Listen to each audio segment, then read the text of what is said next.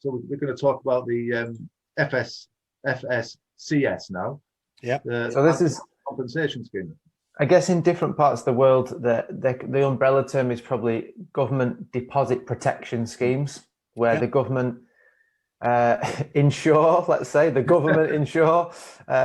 In different countries, it's called different things, and it's for different amounts. We've honed in on the one in the UK because we know the most about that. Yeah. But look into all of these. With everything, the devil's in the detail, for sure. Can I just ask a very simple question? A government deposit protection scheme. If the government, the United Kingdom government, as according to Companies House, has been declared bankrupt, what's the value of their policy? Bugger all. Yeah, good question. Yeah. I'm just asking the question. Yeah. Which we know how happened, haven't we? We know that if you look in Companies House, you'll see the United Kingdom Government Corporation was declared bankrupt in 2018. And because somebody said to me this morning, oh, it's government backed. I've gone, what happens if the government's bankrupt? He said, well, exactly. You know, they often throw out there, it's government backed. But the government of the United Kingdom, the United States, the corporation of the European Union and the Commonwealth have all been declared bankrupt. So I'm just guessing that these protection schemes are bankrupt as well. Yeah, no, it's a very good point, Charlie. Let's look into who actually pays for them. Okay. Which we're going to come back to anyway, you know. Yeah, I've got a big spoon this morning, haven't I? Yeah. You're way ahead of us. Again, it just comes straight back to us again, doesn't it? You know, but even if these were in play, even if they were there and they're still in play and they're going to work, if you know they're there to protect us and what have you, people were only protected up to £85,000, weren't they? See, if you had over that, then you're not protected. Yeah. So, and people, there's certain points that most people I speak to anyway, didn't realise. You know that a bank that where your money is has to be authorised by the PRA, the Prudential, what they called again, Prudential Regulation Authority. Regulation Authority. They have to be authorised by them, and they don't realise that if you've got a joint account, it's double that. It's £170,000. And also a really big point, which I bet most people won't know this. Yeah, but most people don't seem to be aware of is the banking license.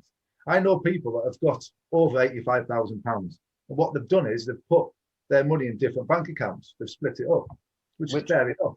Makes sense. Yeah, it makes sense, but they didn't realise about the banking license. If all three of them banks come under the same banking license, that's classed as the same bank that only covered for 85,000. They need to. It's called the Financial Services Register. They can look it up. Go on Google and look it up. Yeah, you can literally go on and find out which banks share the same banking license. Yeah. So again, if you are using that for protection, make sure you are fully protected, and that it's not that you're not kind of all under one umbrella, which means actually only one lot counts. I mean, again, the devil's in the detail. Yeah.